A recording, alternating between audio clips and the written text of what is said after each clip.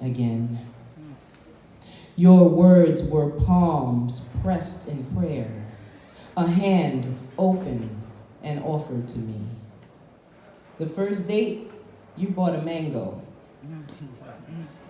You carried the sun gently, sweet Haitian rain in your palm, dawn's sugary flesh against the midnight of your hand. I remember the mirror of uprooted fruit. I remember the tears you spoke, orange candles in your basement, how I listened to your footsteps.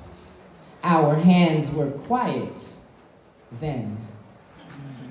We memorized each other like scripture. Nothing left but the fall. Days running our fingers over each other's words. Plates of yassa and jollof rice.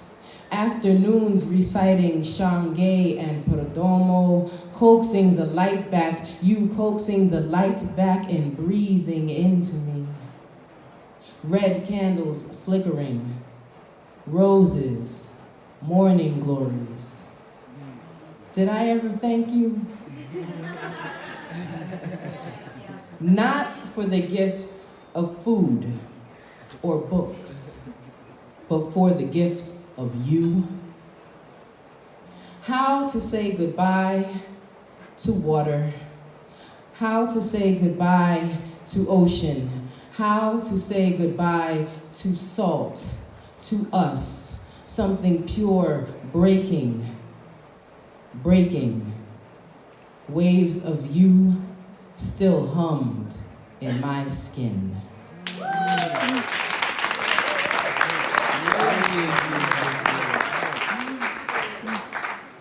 Thank you.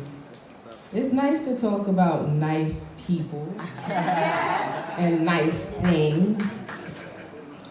All right, so, but like I said, we're moving in another direction.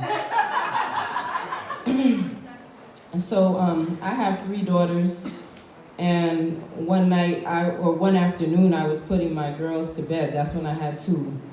And there was a woman on the radio talking, and I was shaken by what she was saying. And so this is a poem called Who Decides? Afternoon, filled with chill and silver, I put my girls to bed. The woman on the radio spoke with a voice like crackling porcelain. Murder, killed, killing, dead. I looked at my daughters on the verge of sleep, heard the woman on the radio, sole survivor in her family, Rwandan genocide, mother, father, 6 siblings killed. She ran with her grandmother from machetes, corpses in her dreams, killed, murdered, dead. My children sleeping amid talk of Tutsis like their grandfather being cut down. My children sleeping amidst talk of Belgium, the land of their grandmother. My children's blood running warm through their bodies. The blood of the talking woman's mother spilling in the streets. Who decides?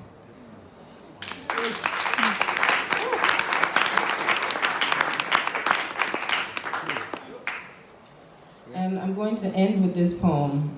It's an old poem, but unfortunately we still have to read things like this.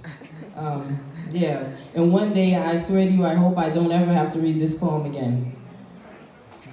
It's called Forced Entry.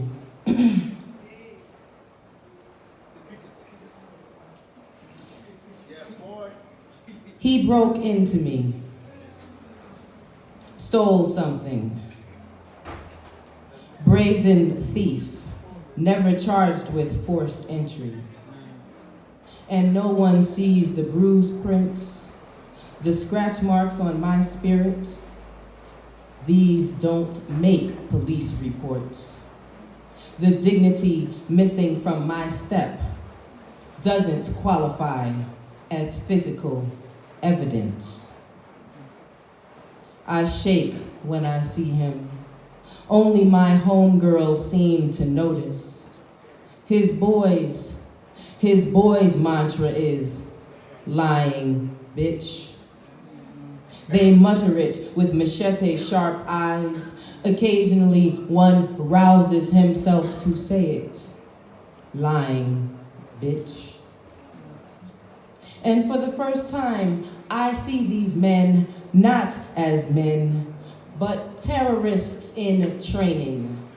Camouflaged bombers on the ground floor of truth, taking dynamite to its foundation. I see myself as a prisoner of war, an exile, a survivor. I wish this wasn't my story, but it is, 1,000,000 times over. And just when I think it has gone away, it reappears at my doorstep, in another woman's face, or on the 10 o'clock news. And although I have loved men since, maybe another sister can't. And so this is our story, and it will be ours until we don't have to claim it anymore. Until women from Brooklyn to Oakland to Southern Africa can sit back in amazement and say, I can't believe such things ever occurred. Until the word rape can be wiped out from vocabularies, stamped out from our memories. Until then, this will be our story. And wounded eyes will tell it, even when we don't.